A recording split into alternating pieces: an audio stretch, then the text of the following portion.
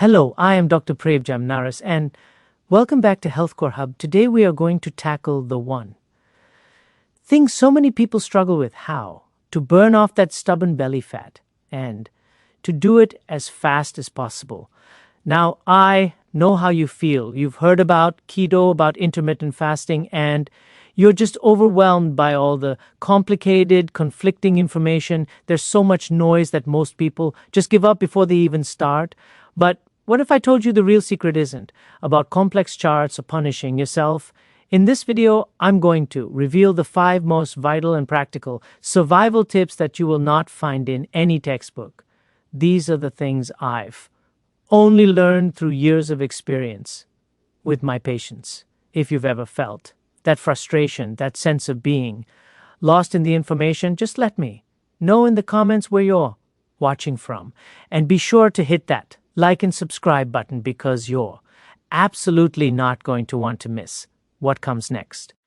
All right, before we dive into those 5 survival tips, I promise you we need to build our foundation. We need to understand the single most important principle that makes this entire system work. Without this understanding, the tips are just rules without reason and they won't stick.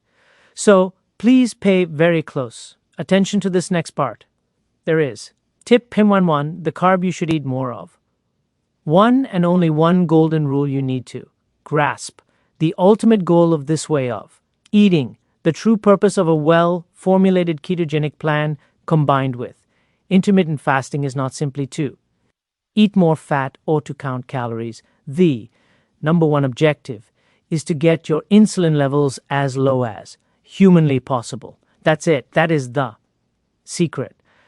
Let's talk about insulin for a moment because it's a word that gets thrown around a lot, especially in conversations about diabetes, but most people don't truly understand its immense power over our body composition.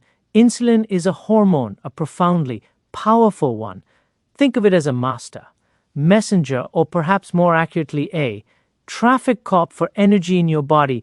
When you eat carbohydrates, things like bread, pasta, sugar, fruit, even starchy vegetables, your body breaks them down into glucose, which is sugar. This glucose enters your bloodstream. Your body, being the intelligent machine it is, cannot allow blood sugar to stay high for long as it's toxic in large amounts. So your pancreas releases insulin. Insulin's primary job is to tell your cells, hey, open up, there's energy here, take it in. It directs this glucose into your muscle cells and liver cells to be used for immediate energy or stored for later. And this is where the problem begins for so many of us. Our modern diet is saturated with carbohydrates and sugar, so we are constantly spiking our blood glucose and therefore constantly calling on our pancreas to release insulin. We are living in a state of tip 2, the protein mistake everyone makes: high insulin. And here is the critical piece of information, the piece that changes everything once you understand it. As long as insulin is high, as long as that messenger is shouting in your bloodstream, your body is in what we call storage mode. Insulin is a fat-storing hormone. It is physically impossible for your body to burn its own stored fat in any significant amount when insulin is present. I want you to imagine your stored body fat, especially that fat around your midsection, as being locked away in a high-security vault. Insulin is the guard. It is the gatekeeper of that vault. When you eat a meal high in carbs, insulin comes on duty. Its first job is to handle the incoming sugar, any energy from that meal that you don't use. Right away, insulin diligently packs away into your fat cells for a rainy day. It locks the vault door and stands guard. As long as insulin is elevated, that vault door remains sealed shut. Your body has no access to its largest energy reserve.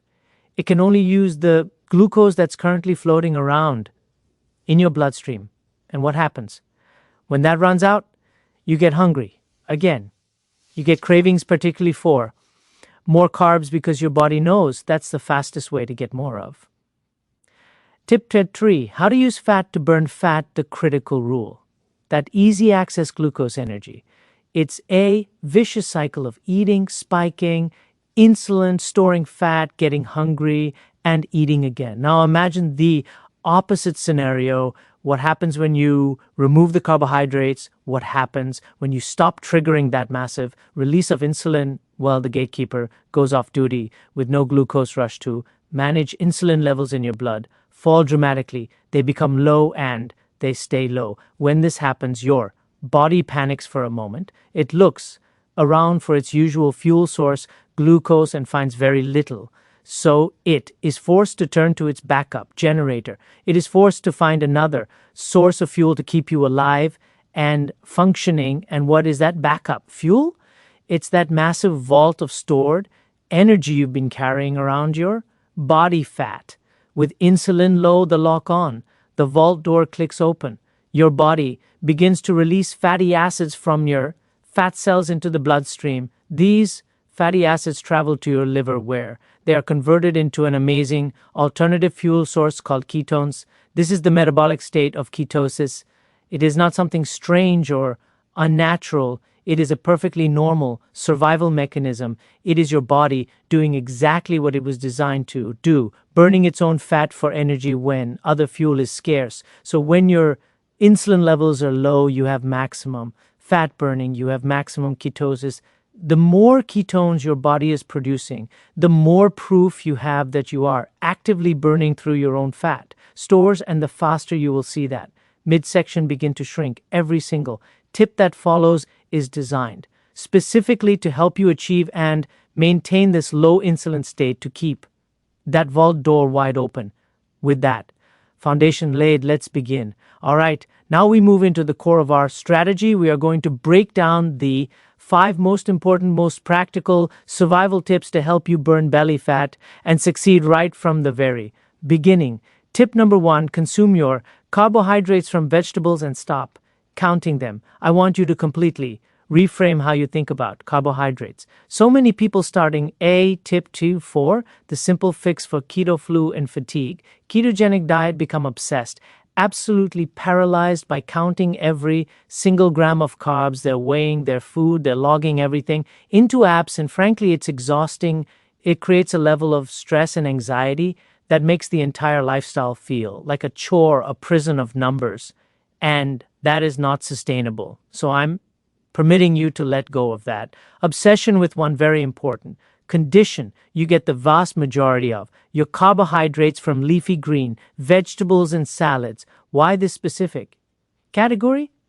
These foods are fundamentally different from other carbs like grains or sugars. They're composed mostly of 2 things: water and fiber.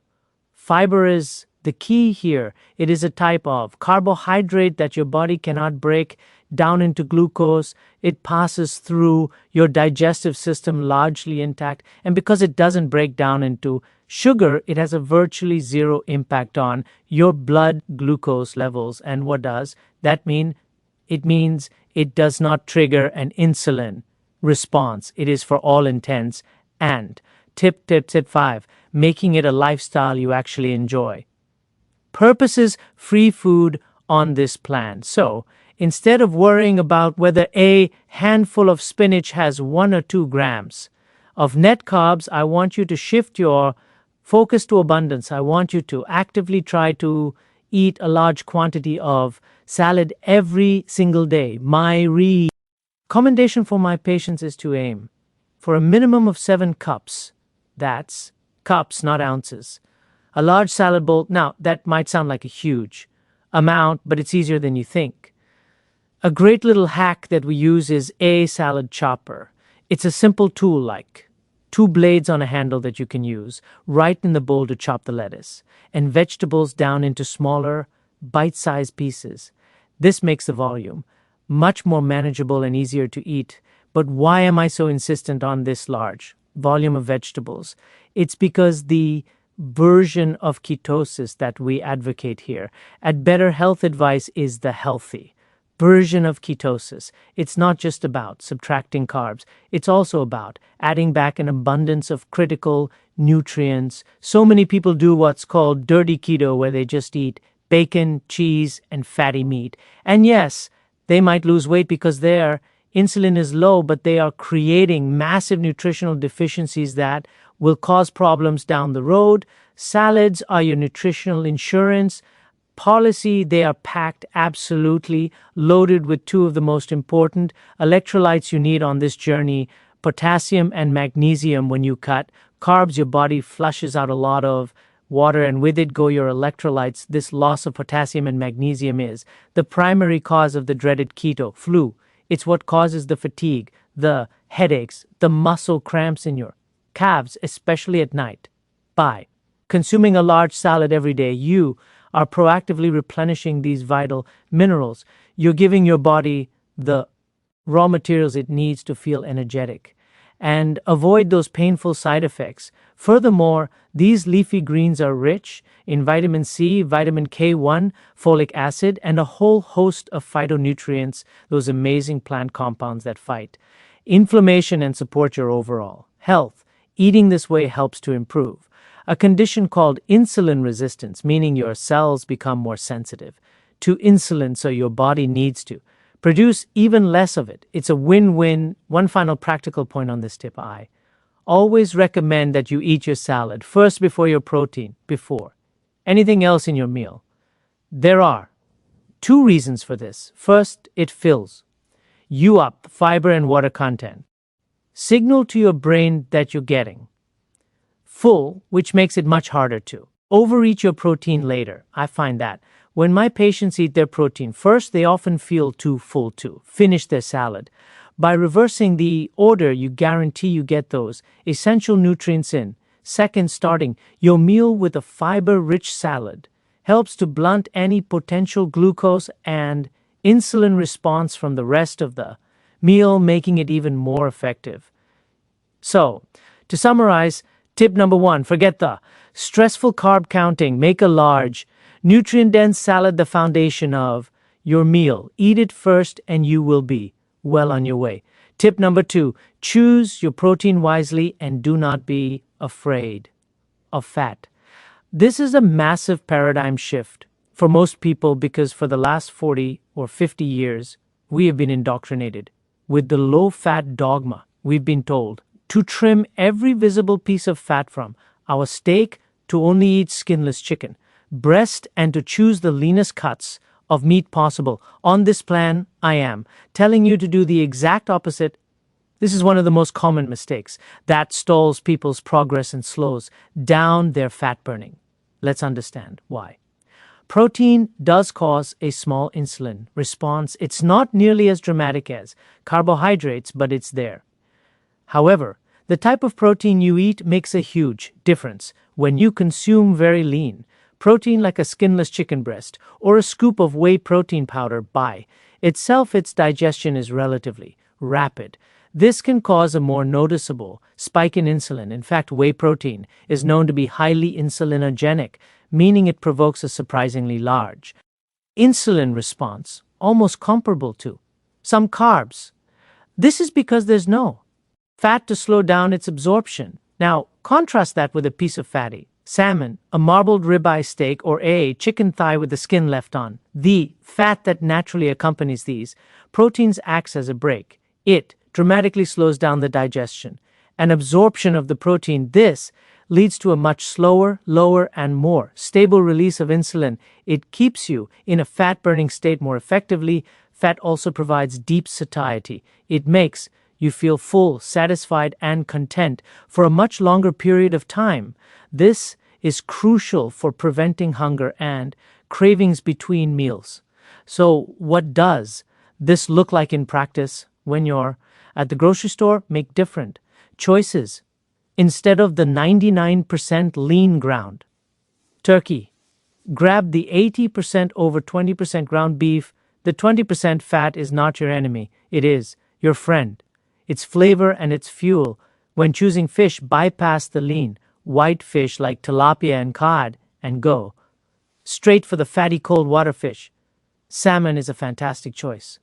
Sardines are a nutritional powerhouse packed with fat and omega-3 fatty acids. If you enjoy chicken, start embracing the darker meat. The thighs and drumsticks, complete with their crispy, delicious skin, are far superior to the dry, lean breast on this plan.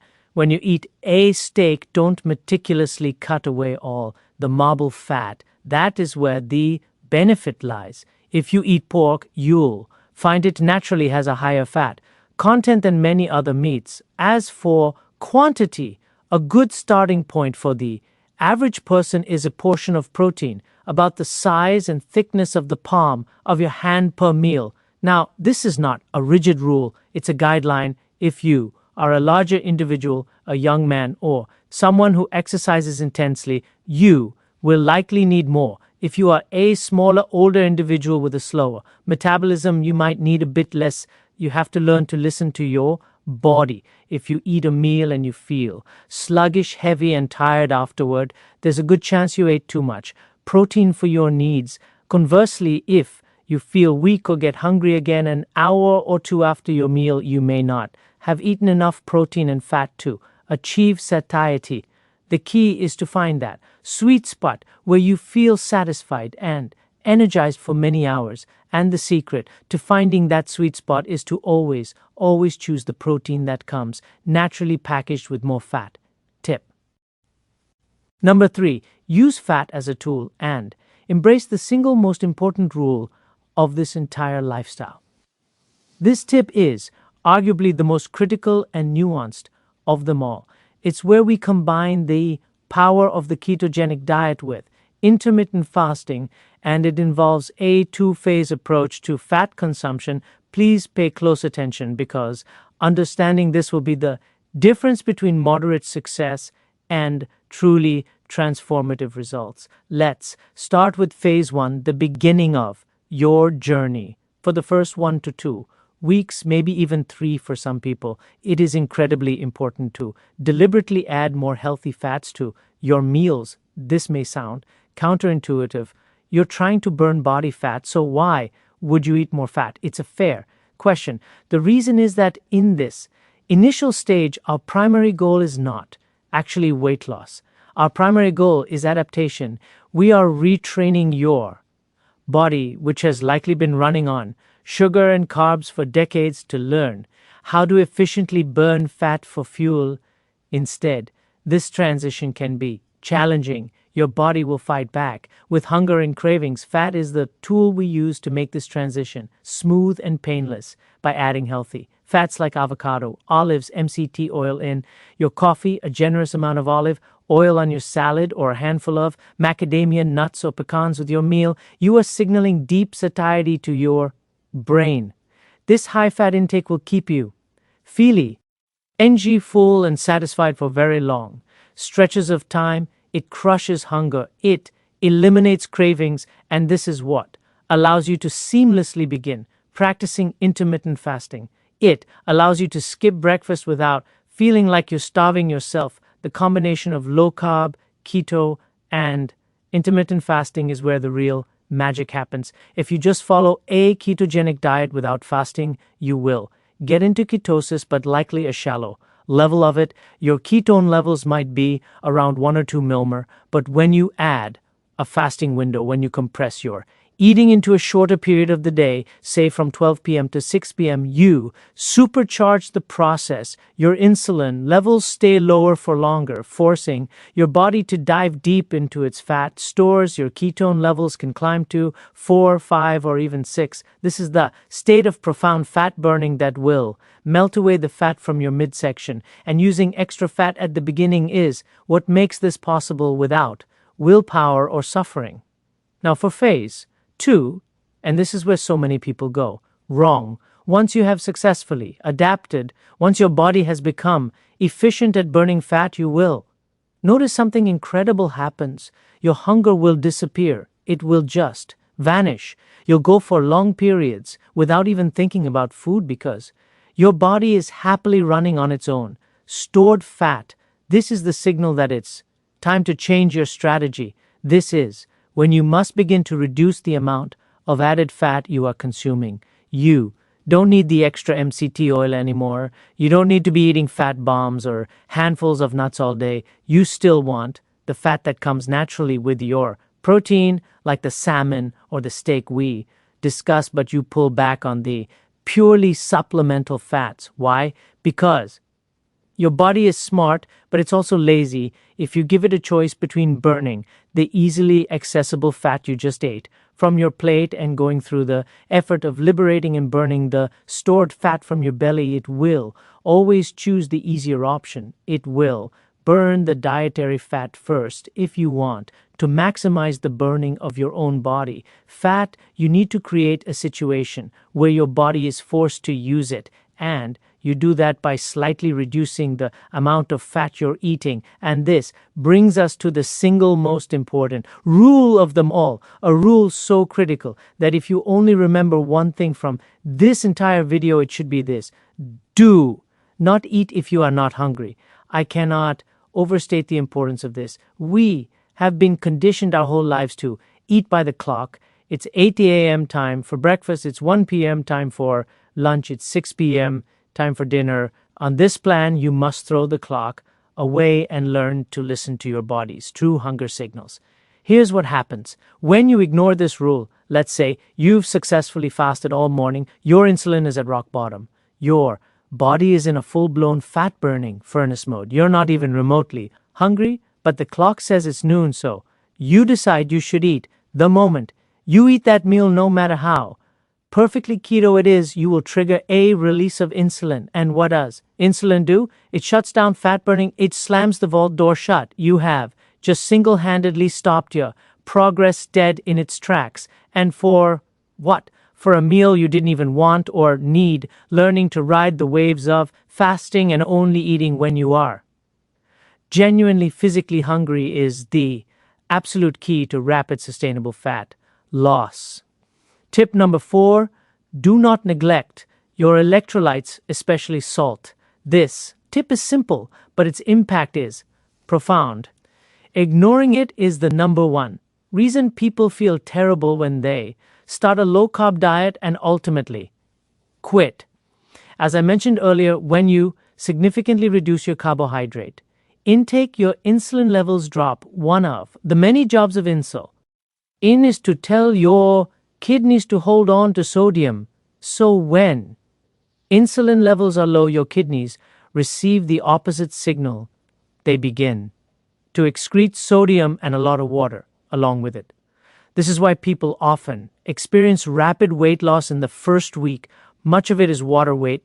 While this can be motivating on the scale, it can leave you feeling awful if you don't manage it correctly. The loss of sodium, potassium, and magnesium is the real cause of what people call the keto flu. The symptoms are classic: headaches, fatigue, dizziness, feeling weak or lightheaded, and those dreaded muscle cramps. The good news is that this is 100% preventable, and the solution is simple. You need to be very intentional about replenishing your electrolytes. Let's start with the most important one, sodium. We need to unlearn the fear of salt that has been drilled into us. On a low-carb, low-insulin diet, your body doesn't retain salt in the same way. You need more of it. I highly recommend using a high-quality unrefined sea salt like Celtic or Redmond real salt, as it contains a spectrum of trace minerals. Be generous with it. Salt your food to taste. Many of my patients find that adding a 4 teaspoon of sea salt to a large glass of water in the morning gives them a noticeable boost in energy and mental clarity throughout the day. If you start to feel weak or get a headache a little, salt water is often the fastest way to feel better. Next is potassium. As we discussed in tip number 1, a large daily salad full of leafy greens is one of your best sources. Avocados are another potassium superstar. Getting enough potassium is crucial for preventing those painful leg cramps and for maintaining proper heart rhythm and nerve function. Finally, we have magnesium. This is often called the relaxation mineral. It's involved in over 300 biochemical reactions in the body, and a deficiency can lead to muscle twitching, poor sleep, and even anxiety. While leafy greens and nuts provide some magnesium, it can be one of the harder minerals to get in sufficient quantities from food alone, especially when you're active. For many people, supplementing with a good form of magnesium like magnesium glycinate or citrate before bed can dramatically improve sleep quality and muscle relaxation. So please do not underestimate this tip. Being diligent with your electrolytes is the foundation of feeling good. It's what allows you to have the energy and well being to stick with this lifestyle long enough to see the incredible results you're looking for. And that brings us to our final point. Tip number 5, make this enjoyable and turn it into a lifestyle. Any diet, any program, any plan that feels like a prison of deprivation is ultimately doomed to fail. Human beings are not wired for long-term suffering and restriction. The only way you will achieve lasting results and maintain them for life is if you find a way to genuinely enjoy the process. And I assure you, this way of eating can be incredibly delicious, satisfying, and pleasurable. The positive feedback loop is powerful. As you continue, your cognitive function will sharpen. That brain fog you didn't even realize you had will lift. Your energy levels will become stable and consistent throughout the day without the afternoon crashes. Your mood will improve, and of course, your belly will shrink. All of these positive changes will make you happier and more motivated to continue. But we also need to account for the psychological need for pleasure and treats. It's important to have things to look forward to, and you absolutely can. One of my favorite things to include after a meal is a small amount of high-quality, low-carb chocolate. There are wonderful brands now like Lily's that are sweetened with stevia or erythritol and have very few net carbs. You don't need to eat a whole bar. Just 1 or 2 squares can be incredibly satisfying and feel like a decadent treat, completely killing any craving for a sugary dessert. Furthermore, a few times a week, you can explore the world of keto desserts. There are thousands of amazing recipes online for everything from cheesecake and chocolate mousse to cookies and brownies, all made with keto-friendly ingredients like almond flour, cream cheese, and natural sweeteners. Having one of these at the end of a meal on a weekend can make you feel like you're not missing out on anything at all. It provides that sense of normalcy and enjoyment that is so crucial for long-term adherence. The key is to see these as occasional pleasures, to be enjoyed after your nutrient-dense meal, not as staple foods. By incorporating these elements of pleasure, you transform this from a restrictive diet into a sustainable and enjoyable lifestyle that you can happily follow for years to come. You're not just losing weight. You are building a new relationship with food, one based on nourishment, health, and satisfaction. And there you have it. You made it to the end. But what you've just discovered, this isn't just a list of 5 random tips. You have just learned the fundamental secret to taking back control of your health from the root cause. You now understand how to work with your body, not against it. That is the incredible power of controlling insulin. Look, I'm not asking you to change your entire life overnight. That's not how lasting change works. I just want you to do one thing, choose one of these tips, whichever one feels the most achievable for you right now, and try it for your very next meal. Maybe it's just adding a big salad. Maybe it's choosing the salmon instead of the lean fish. That's it. That's simple. Single step is how every great transformation truly begins. And so we can build a powerful community right here of people who are serious about their health. If you feel inspired to begin, just comment the words "ready for action" down below. It's a signal to yourself and to everyone else here that you're committed. I do my best to read every single comment. And please always remember the most important message we share here at Better Health Advice. You do not lose weight to get healthy. You must first get healthy to lose the weight. Your journey to reclaiming your vitality has just begun. Make sure you subscribe to the channel so we can continue to walk this path together. Thank you for watching, and I'll see you in the next